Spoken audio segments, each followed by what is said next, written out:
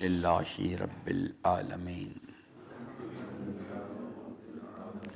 الرحمن الرحیم مالک یوم الدین ایاک نعبد و ایاک نستعین اہدنا الصراط المستقیم صراط الذین انعمت علیہم غیر المغضوب علیہم ولا الضالین۔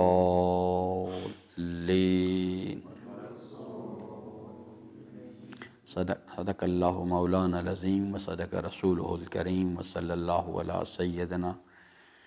ونبینا محمد وآلہ الطاہرین۔ ربی اشرح لی صدری ویسر لی امری واحلل عقدۃ من لسانی یفقہوا قولی۔ حضرات محترم، سورہ مبارکہ الحمد کے مطالب میں گفتگو کا آغاز کرنے سے پہلے وہ چند چیزیں تکراراً پھر عرض کروں گا کہ قرآن کریم اللہ تبارک و تعالیٰ کا کلام ہے۔ اللہ تبارک و تعالیٰ نے اس کو نازل فرمایا ہے کہ انسانوں کی ہدایت کے لیے، اور یہ انسانوں کو ہدایت دیتا ہے برائے انسان سازی۔ اس میں ایک چیز کا مزید اضافہ کرنا چاہوں گا کہ یہ قرآن کریم کی طرف جو رجوع کرنا ہے اس میں پہلے کچھ مراحل موجود ہیں۔ قرآن کریم کے کچھ پہلو تو ایسے ہیں جس کے اندر اللہ تبارک و تعالیٰ کے بارے میں انسان کو اللہ تعالیٰ کی معرفت کیسے حاصل کرنی چاہیے، لیکن اگر قرآن کریم سے ہدایت لینی ہے تو کچھ اس کے پری ریکوزٹ ہیں، کچھ اس کے بنیادی اصول ہیں۔ سب سے پہلی چیز یہ ہے کہ جب تک انسان یہ کام نہیں کرتا کہ جو اس نے اپنے ماحول سے نظریات لیے، ولو شیعہ ہو، سنی ہو، عیسائی ہو، یہودی ہو، دہریہ ہو، جو اس نے نظریات اپنے ماحول سے لیے ہوئے ہیں ان نظریات کو انسان اٹھا کے ایک طرف کرے۔ اس کو کہتے ہیں لا الہ کرنا اسے، اور اس کے بعد اپنی فکر جو قرآن کہتا ہے، قرآن کریم سے پوچھے، اللہ کا کلام ہے کہ وہ کس شان کا مالک ہے۔ قرآن کریم سے پوچھے کہ یہ نظام کائنات کیا ہے، نبوت کیا ہے، رسالت کیا ہے، امامت کیا ہے، ولایت کیا ہے۔ اگر اپنے نظریات پہلے سے قائم ہوں اور ہم قرآن کی طرف رجوع کریں کہ قرآن سے اس کی تائید کروائیں تو قرآن ہدایت نہیں دے گا، ہم اپنے آپ کو گمراہی سے باہر نہیں نکال سکیں گے۔ ہمیں پہلے اپنے نظریات کو اٹھا کے ایک طرف رکھنا ہے اور پھر قرآن کریم کے محضر میں آنا ہے، قرآن کریم سے پوچھنا ہے کہ آپ پروردگارہ تو بتا اس چیز کو۔ اور قرآن کریم کو سمجھنے کے لیے نور عقل سے کام لینا ہے۔ جو آدمی عقل سے کام لینے کے لیے تیار نہیں، اسے قرآن کریم ہدایت نہیں دے گا۔ وہ قرآن پڑھ بھی لے گا، وہ قرآن حفظ بھی کر لے گا، لیکن قرآن کریم سے ہدایت حاصل نہیں کر سکے گا۔ یہ پہلی چیز ہے، اپنے نظریات کو اٹھا کے ایک طرف رکھنا ہے اور قرآن کریم سے نظریہ پوچھنا ہے کہ نظریہ کیا ہے، اور اپنی فکر کو قرآن کریم کی فکر کے مطابق ڈھالنا ہے، نہ کہ اپنے نظریات پہلے سے قائم کر لیے جائیں اور پھر اس کے بعد قرآن کریم کی طرف رجوع کریں اور اپنے نظریات کی تائید کے لیے قرآن کریم کی آیات کو استعمال کریں۔ اس سے یہ مسئلہ حل نہیں ہوگا، کیونکہ جو چیز ہے اگر کیونکہ قرآن کریم کا خطاب نہ شیعوں کے ساتھ ہے، نہ سنیوں کے ساتھ ہے، نہ عیسائیوں، قرآن کریم انسانیت کو خطاب کرتا ہے۔ تو اگر ان کے درمیان وحدت فکری پیدا کرنی ہے اور پھر وحدت عملی پیدا کرنی ہے تو تمام کا ورنہ ہر انسان اگر اپنے ماحول کے نظریات کے مطابق جو ہے قرآن کو ڈھالے گا تو جتنے مختلف لوگ ہیں اتنے مختلف راستے بن جائیں گے۔ لیکن اگر ایک وحدت فکری پیدا کرنی ہے، ایک منزل، ایک راستہ تو پھر اس صورت میں انسان کے لیے لازم ہے کہ اپنے نظریات کو باہر نکالے، قرآن کریم سے پوچھے اس چیز کے لیے، اور قرآن کریم کے بارے میں جو چیز یعنی بات سمجھ میں نہ آئے اس کے لیے بھی صرف ایک راستہ ہے، فَاسْأَلُوا أَهْلَ الذِّكْرِ إِن كُنتُمْ لَا تَعْلَمُونَ، جس کو اللہ تعالیٰ کے حبیب سلام اللہ علیہ نے فرمایا کہ انی تارک فیکم الثقلین کتاب اللہ و عطرتی اہل بیتی ما ان تمسکتم بہما لن تضلوا بعدی ابدا۔ قرآن اور اہل بیت، دا مومنٹ ہم قرآن کریم کی تشریح کے لیے اہل بیت علیہ السلام کو چھوڑ کے کسی اور طرف جائیں گے تو وہاں سے ہی یہ مختلف راستے جو آپ کو دکھائی دے رہے ہیں، اسی لیے کہ قرآن کریم کو سب مانتے ہیں لیکن قرآن کریم کی انٹرپریٹیشن کے لیے وہ مختلف راستوں کی طرف جاتے ہیں،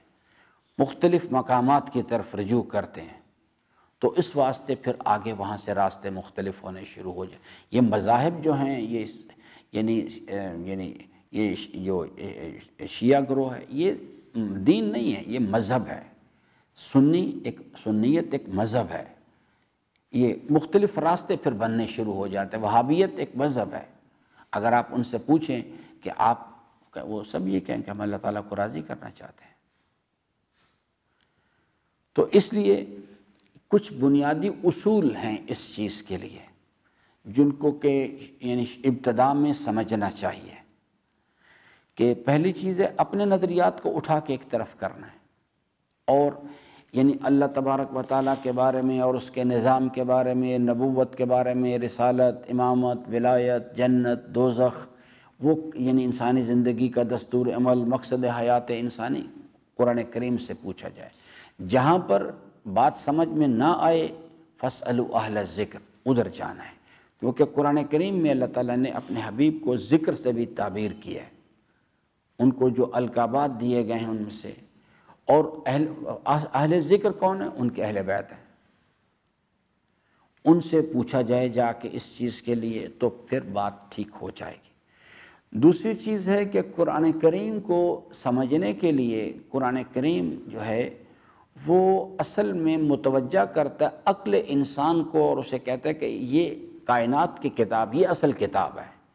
اس کتاب کو پڑھیں آپ، اور اس میں پڑھنے کے لیے اس سے مراد یہ اس ظاہری بصارت کے ساتھ نہیں بلکہ تقاضا کرتا ہے کہ آپ نور افلا تاقلون افلا تتفکرون، عقل سے کام لیں، عقل سے کام لینا ہے۔ اور فہم قرآن پڑھا جا سکتا ہے، اس کے لیے میں نے گزشتہ کل میں بھی عرض کیا تھا، قرآن پڑھنے کے لیے کسی ایمان کی کوئی ضرورت نہیں، آپ کو عربی آنی چاہیے، کوئی بھی جس کو عربی آتی ہوگی پڑھ لے گا، عربی آنی چاہیے، اس کی جو ریکوائرمنٹ ہے وہ ہے عربی آئے۔ دوسری چیز ہے قرآن یاد کرنا، آپ کے پاس حافظہ ہونا چاہیے، آپ حفظ کر لیں گے، لیکن قرآن سمجھنے کے لیے جو چیز قرآن کریم نے خود بیان کی ہے کہ لا یمسہ الا المطہرون، جو طہارت جو ہے انسان کے اندر نہیں ہے، طہارت کا تعلق یعنی ظاہری کیفیات کے ساتھ نہیں بلکہ باطنی کیفیات کے ساتھ ہے، کہ وہ جو گناہوں کے شوق ہیں یہ رجس ہے، گناہوں کی تاریکیاں ہیں یہ رجس ہے، وہ جب تک انسان اپنے آپ کو اس سے پاک نہیں کرتا، ان چیزوں سے تزکیہ نہیں کرتا، وہ جو چیز ہے انسان فہم قرآن نہیں حاصل کر رہا، قرآن کیا بیان کرنا چاہ رہا ہے، فہم قرآن کریم کے لیے، کیونکہ یہ کتاب مکنون میں یہ جو چیز ہمارے ہاتھ میں ہے یہ قرآن کریم کا وجود کتبی، یہ بھی قرآن ہے لیکن قرآن کریم کا وجود کتبی ہے، جو حافظان کے ذہن میں ہے وہ وجود ذہنی ہے، جو قاریان قرآن کی زبان پر ہے وہ وجود لسانی ہے، یہ وجود لفظی ہے، اور یہ وجود کتبی ہے جو ہمارے پاس ہے۔ حقیقت قرآن کہاں ہے؟ وہ جس کو نازل کی گیا قلب رسول اسلام پہ، اور یہ آج کل لوگ بات کو ذرا جو کہ نہیں سمجھ پا رہے تھے اس واسطے، ورنہ جب قرآن کریم پورا نازل ہو گیا تھا تو کوئی عرب جو ہم تو عربی بھی نہیں جانتے، ہم اہل زبان نہیں ہیں، لیکن جو اہل زبان تھے جب قرآن کریم پورا نازل ہو گیا تو کوئی عرب چل کے رسول اسلام سلام اللہ علیہ کے پاس نہیں آیا اور اس نے آ کے کہا ہو کہ یا رسول اللہ بہت شکریہ، اب قرآن نازل ہو گیا، دین اب آپ کی کوئی ضرورت نہیں۔ ان سب کو پتا تھا کہ یہ جو کچھ ہمارے پاس آیا ہے، اور جو ساتھ ساتھ لوگوں نے قرآن حفظ کرنا شروع کر دیا تھا، تو جو کچھ ہمارے پاس ہے یہ قرآن کریم کا وجود حقیقی نہیں ہے۔ وہ ہر کام کے لیے ادھر آتے تھے، آ کے پوچھتے تھے کہ جی اس کا کیا مطلب ہے، اس کو کیسے کرنا ہے، اس کو مفاہیم کو سمجھنے کے لیے بھی ان سے رجوع کرتے تھے، اور اس کی عملی شکل کو اختیار کرنے کے لیے بھی ان سے پوچھتے تھے۔ اسی واسطے حضرت نے فرمایا کہ جب نماز کا حکم آیا تو سب نے عقلی مسئلہ ہے، وہاں اس میں تو کچھ بھی نہیں لکھا، وہ نماز قائم کرنے کا حکم، کیا کریں؟ تو حضرت نے فرمایا کہ مجھے دیکھو، جیسے میں پڑھتا ہوں ویسے نماز پڑھو۔ ان اللہ وملائکتہ یصلون علی النبی یا ایھا الذین آمنوا صلوا علیہ وسلموا تسلیما۔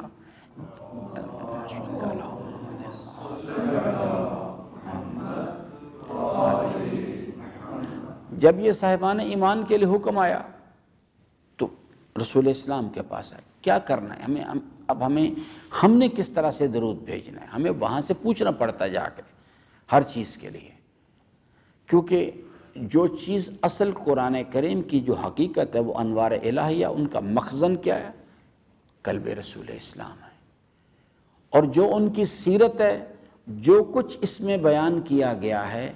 اس کی عملی نمونہ جو ہے لَقَدْ كَانَ لَكُمْ فِي رَسُولِ اللَّهِ أُسْوَةٌ حَسَنَةٌ، وہ عملی نمونہ وہ ہے۔ تو اس لیے قرآن سمجھنے کے لیے عقل سے کام لینا ہے، غور و فکر کرنا ہے، اور دوسرا طہارت قلبی چاہیے۔ قرآن کے حکم پہ عمل کرنے کے لیے ایک اور چیز چاہیے، اور وہ ہے اللہ تبارک و تعالیٰ کی یعنی علم و قدرت کا، اور اس کے جو قائم کردہ نظام ہے اس کی حقانیت کا یقین چاہیے۔ یہ یقین ہوگا، جنت کے نقصان کا یقین ہوگا، تو انسان عملی زندگی میں ان راہوں سے اجتناب کرے گا کہ جو جہنم میں لے کے جاتے ہیں، ورنہ نہیں کرے گا۔ وہ قرآن پڑھتا رہے گا لیکن کبھی بھی ان راہوں سے اجتناب نہیں کرے گا۔ آپ معاشرے میں نکل جائیں، کسی سے پوچھیں جنت کو کہے گا جی بالکل ہے، جہنم کہے گا جی بالکل ہے، لیکن اسی آدمی کو اگلے لمحے آپ عملی زندگی میں دیکھیں گے تو وہ ان اعمال کا ارتکاب کر رہا ہوگا جو جہنم لے کے جاتے ہیں۔ صرف ایک چیز کو اگر آپ اپلائی کر رہے ہیں نا، اگر ہم لوگ مال حرام، آپ دیکھیے سب کہتے جہنم ہے، لیکن وہ ان اعمال سے ان راہوں سے اجتناب نہیں کرتے جو جہنم لے کے جائیں گے۔ سب کہتے جنت ہے، لیکن ان اعمال کی طرف نہیں جاتے، ان اعمال کو عملی زندگی میں اختیار نہیں کرتے جو جنت لے کے جائیں گے۔ تو اس کا مطلب ہوا کہ قرآن پڑھ بھی لیا، اور اگر قرآن سمجھ بھی آ گیا تو پھر عملی زندگی کے اندر جب تک اللہ تعالیٰ کے علم اور قدرت کا یقین نہ ہو، اور اس کے ساتھ ساتھ اس کا جو قائم کردہ نظام ہے، جس کو پوری تفصیل سے سورہ مبارکہ بقرہ میں اللہ تعالیٰ نے آخری آیات میں فرمایا آمن الرسول بما انزل الیہ من ربہ والمؤمنون۔ اللہ تبارک و تعالیٰ نے فرمایا کہ میرا رسول بھی ایمان لایا، اور ان کے ساتھ صاحبان ایمان بھی، بما انزل الیہ من ربہ، جو کچھ اس کے پروردگار کی جانب سے ان پر نازل کیا گیا۔ کس پر؟ کل آمن باللہ، پہلے اللہ پر ایمان، وملائکتہ، اس کے ملائکہ پر، وکتبہ، اس کی کتابوں پہ، ورسلہ، اس کے رسول۔ یہ پورا ایک سسٹم ہے۔ صرف یہ کہہ دینا کہ میں اللہ پر ایمان لے آیا، اس سے بات یعنی حل نہیں ہوتی۔ تو وہ چیز اگر ہمارے پاس یقین ہوگا تو پھر ہم عمل کریں گے، ہم ان چیزوں سے، ان راہوں سے عملی زندگی میں اجتناب کریں گے جو جہنم لے کے جاتی ہیں، اور ہم ان راہوں کو اختیار کرنے کی کوشش کریں گے جو جنت میں، جس کے نتیجے میں انسان جنت میں چلا جائے گا۔ تو یہ چیز پیش نظر رہنی چاہیے اس چیز کے لیے۔ اب آئیے اس چیز کی طرف، یعنی کہ یہ بنیادی طور پہ اللہ تبارک و تعالیٰ کا کلام ہے، اور اس کو اللہ تبارک و تعالیٰ نے نازل فرمایا ہے انسانوں کی ہدایت کے لیے۔ میں روزانہ تکرار اس کی اس لیے کرتا ہوں کہ ہم قرآن کریم کی طرف رجوع کرتے ہیں، مجالس کی طرف رجوع کرتے ہیں برائے ثواب، ہم برائے ہدایت اس کی طرف رجوع نہیں کرتے۔ اس کا نتیجہ یہ نکلتا ہے کہ ہم سورہ یاسین پڑھ لیتے ہیں، یہ سورہ مبارکہ واقعہ پڑھ لیتے ہیں، سورہ الحمد پڑھ لیتے ہیں، سورہ اخلاص پڑھ لیتے ہیں، اور بس سمجھتے ثواب مل گیا۔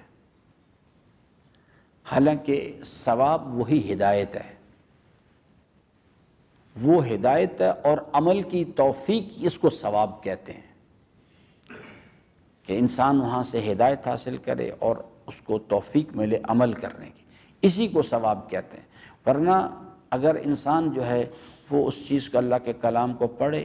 اور اس سے کوئی چیز اس کو کنسیو نہ کرے، کوئی چیز کسب نہ کرے اس سے، کہ یعنی منزل کیا ہے، راستہ کیا ہے، راستے کی تفصیلات کیا ہیں، اور وہ کون سے اعمال ہیں جو انسان جو اللہ کی رضا کا موجب بنتے ہیں، کون سے اعمال ہیں جو اللہ تعالیٰ کے غضب کا موجب بنتے ہیں، اور اس کو وہ توفیق بھی نہ ملے اس چیز کی کہ وہ ان راہوں پر جو اس کی اللہ کی رضا لے کے آتے ہیں اس پر عمل پیرا ہو، اس پر سفر کرے، اور ان راہوں سے اجتناب کرے جو اللہ تعالیٰ کے غضب کا سبب بنتی ہیں، تو اس کا مطلب اس سے تو کوئی ثواب نہیں ملا۔ ثواب اسی چیز کو کہتے ہیں جو میں نے عرض کیا ہے۔ تو یہ چیز جو یہ انسان سازی کی کتاب ہے، اس کلام کو اللہ تبارک و تعالیٰ نے نازل فرمایا، اور جو حضرت نے ارشاد فرمایا کہ جو کچھ سورہ الحمد کے اندر قرآن کریم میں ہے، اس کو خلاصے کی شکل میں ایک سمری، جیسے آپ انگلش میں دیکھیں نا،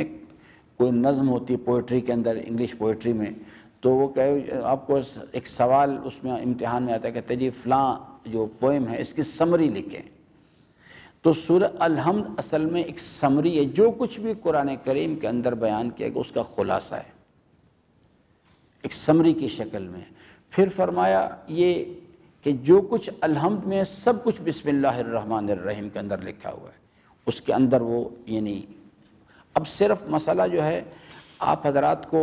اگر شارٹ ہینڈ، اب تو کافی چونکہ جب سے کمپیوٹر وغیرہ آئے ہیں شارٹ ہینڈ یعنی عملی زندگی سے نکل گئی، ورنہ یعنی آج سے کوئی 40-50 سال پہلے یہ ایک بہت بڑا فن تھا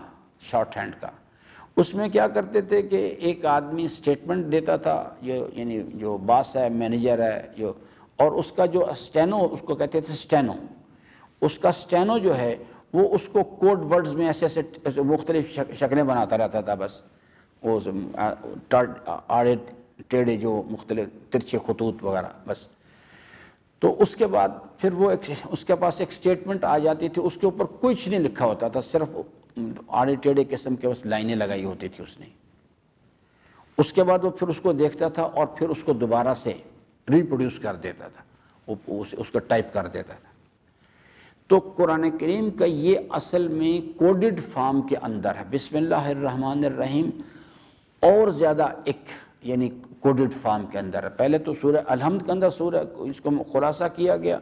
پھر یہ جو کچھ بھی اس کے اندر بیان کیا گیا ہے، نظریہ دیا گیا ہے اس چیز کے لیے کہ الحمدللہ رب العالمین الرحمن الرحیم، مالک یوم الدین بھی بسم اللہ الرحمن الرحیم کے رہے ہے، ایاک نعبد و ایاک نستعین بھی اس کے اندر لکھا ہوا ہے، اہدنا الصراط المستقیم بھی اس کے اندر لکھا ہوا ہے، موجود ہے، صاحب صراط الذین انعمت وعلی حاضل کے تائل آخر چلے جائیں ظالین تک، سب کچھ اس کے اندر موجود ہے۔ بلکہ اس کائنات کی جتنی بھی اشیاء ہیں ایک کوڈڈ فارم کے اندر، ان کی خلقت، ان کی غرض و غایت، ان کی مقصدیت، سب چیزیں اس کے اندر لکھی ہوئی ہیں۔ لیکن وہ بھی ایک جب تک آدمی ان کوڈ ورڈ سے اس کا کوڈ نہ آدمی کے پاس ہو، اور وہ کوڈ کیا چیز ہے؟ لا یمسہ الا المطہرون، یہ اس کا کوڈ ہے۔ آپ اور میں یہ طہارت پیدا کریں گے تو پھر وہ، جیسے سورہ اعلیٰ میں بھی ہم نے پڑھا کہ سبح اسم ربک الاعلی، یہ کوڈ ہے اصل میں۔ اگر کوئی اس کوڈ کو اپلائی کرے گا تو اس کے نتیجے میں اللہ تعالیٰ فرماتا ہے سنقرئک فلا تنسیٰ، میں نے اپنی قدرت کے قلم سے یہ کائنات کی کتاب لکھی ہے، میں آپ کو خود پڑھا دوں گا اس چیز کو، یہ چیز جو ہے۔ تو یہ چیز جو ہے سورہ مبارکہ الحمد خلاصہ ہے پورے قرآن کا۔ اور قرآن کریم کیا چیز ہے؟ انسان سازی کی کتاب ہے۔ تو انسان سازی کا جو پورا پروجیکٹ ہے وہ اللہ تعالیٰ نے سورہ الحمد کے اندر بیان کر دی ہے، پورے کا پورا پروجیکٹ جو ہے سورہ الحمد کے اندر پورے کا پورا پروجیکٹ موجود ہے، اور یہ 3 مراحل پر مشتمل ہے۔ یہ جو انسان سازی کا پروجیکٹ ہے، سب سے پہلی چیز جو ہے وہ ہے کہ انسان کی شناخت کو ٹھیک کرنا ہے۔ نظریہ کیا ہے؟ الحمدللہ رب العالمین۔ یہ اس کانسیپٹ کے بارے میں آگاہی نہیں، نہ یہ مطلوب ہے، کیونکہ اگر انسان سازی کرنی ہے تو یہ پڑھنا بھی آنا، پڑھا بھی انسان، پھر اس کے مفہوم کو سمجھے، اسے سمجھنا ہے، اس کے فہم پیدا کرے کیا بات کہی گئی ہے،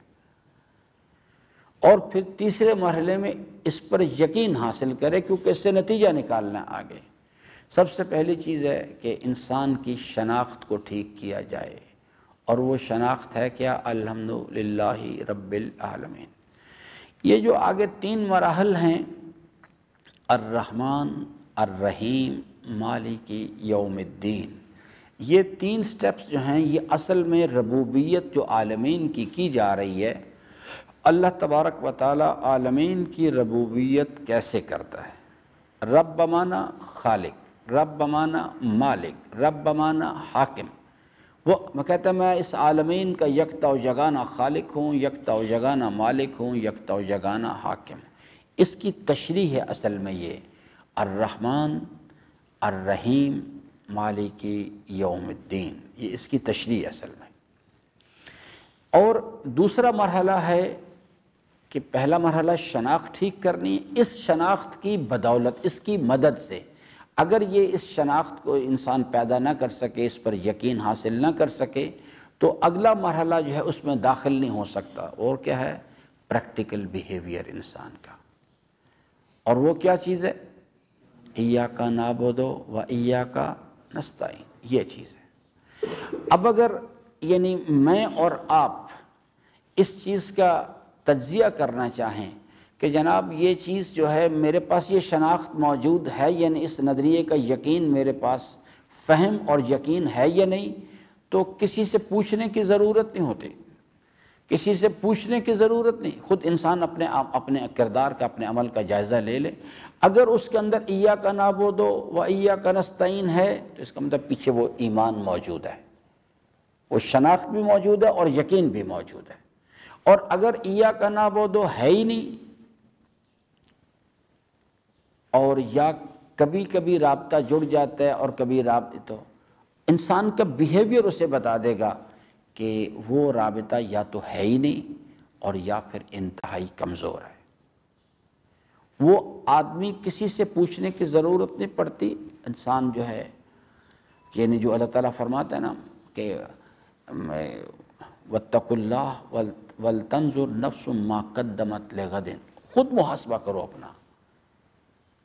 خود اپنا انالیسس کرو، کیا روانہ کر رہے ہو۔ تو اگر خود بخود سمجھ آ جائے، یہ پریکٹیکل بیہیویئر پیدا کرنا ہے، ایاک نعبد و ایاک نستعین۔ اور تیسرا مرحلہ ہے، یعنی اس میں انسان سازی کے حوالے سے اہدنا الصراط المستقیم، انسان کو یونی ڈائریکشنل کرنا، بس اس کا محور و مرکز اس کی زندگی کا جو ہے کیا ہو؟ المؤمن من کان اخذہ للہ، ترکہ للہ، حبہ للہ، بغضہ للہ۔ اگر اس نظریے پر پیچھے الحمدللہ رب العالمین پر حضرت نے فرمایا مومن اس نظریے پر یقین رکھنے والا آدمی وہ ہوتا ہے جس کی عملی زندگی کا یہ کان اخذہ للہ، اس کی فکر کا محور و مرکز فقط ایک ہوتا ہے، اللہ۔ وہ ہر کام کو اللہ کے لیے انجام دیتا ہے، اللہ کے بتائے ہوئے طریق پر انجام دیتا ہے، اور اللہ کی رضا حاصل کرنے کے لیے انجام دیتا ہے۔ یہ 3، باقی جو چیز آگے ہے صراط الذین انعمت علیہم، غیر المغضوب علیہم ولا الضالین، یہ سب اصل میں اسی کی تشریح ہے، کیونکہ صراط مستقیم کی تشریح کی گئی ہے۔ وہ جو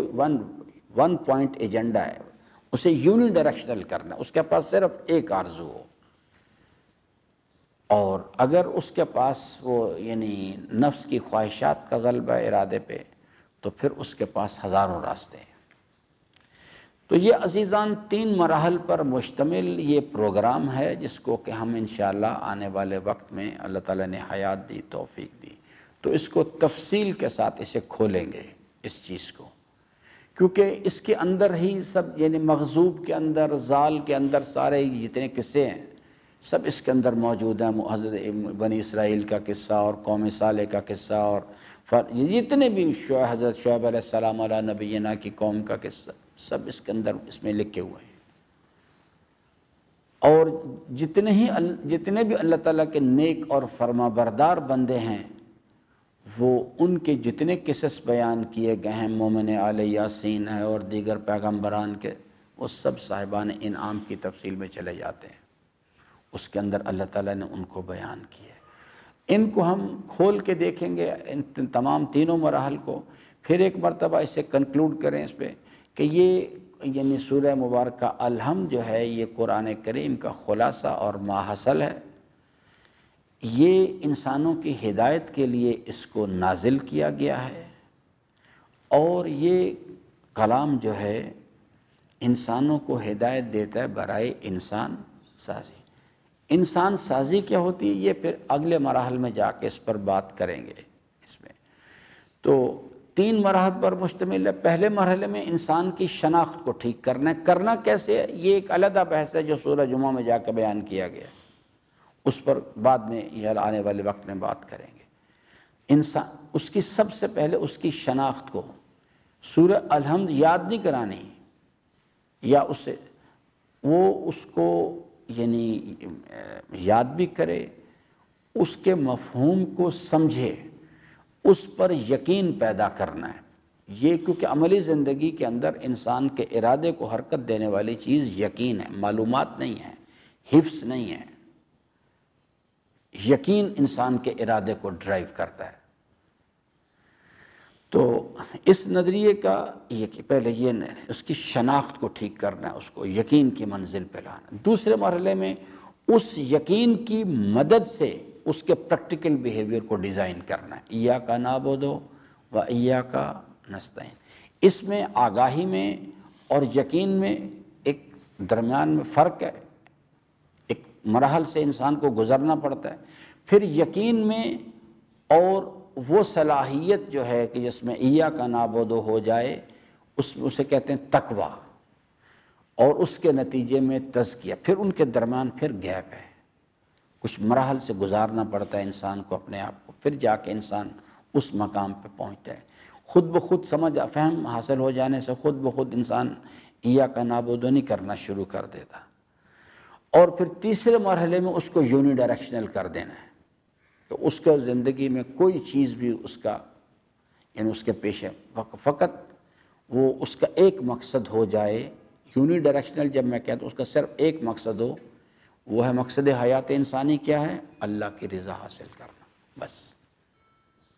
باقی سب چیزیں پیچھے چلی جائیں۔ وہ نبوت کے ساتھ رابطہ کرے اس لیے کہ اللہ کو راضی کرنا چاہتا ہے، امامت کے ساتھ رابطہ کرے اللہ کو ان سے راضی کرنا چاہتا ہے، نماز پڑھے اللہ کو راضی کرنا چاہتا ہے، ہر کام جو ہے اس کا مرکز یونی ڈائریکشنل ہو جائے، اس کے اندر اسے کیا کہتے ہیں؟ للہیت آ جائے۔ تو اگر یہ 3 چیزیں کامیابی کے ساتھ انسان مکمل کر لے تو وہ جو مقصد حیات بیان کیا گیا ہے کہ وما خلقت الجن والانس الا لیعبدون، وہ مکمل ہو جائے گا، جس کا سورہ مبارکہ بقرہ میں اللہ تبارک و تعالیٰ نے متقین کے اوصاف بیان کرتے فرمایا کہ جو لوگ جو ہیں اپنے اندر یہ ایمان کے بعد یہ کردار پیدا کرتے ہیں، اولئک علی ھدی من ربہم واولئک ھم المفلحون۔ تو انشاءاللہ عزیزان، اب یہ اجمالی طور پر میں نے ایک ابتدائی آپ کی خدمت میں عرض کر دی ہے۔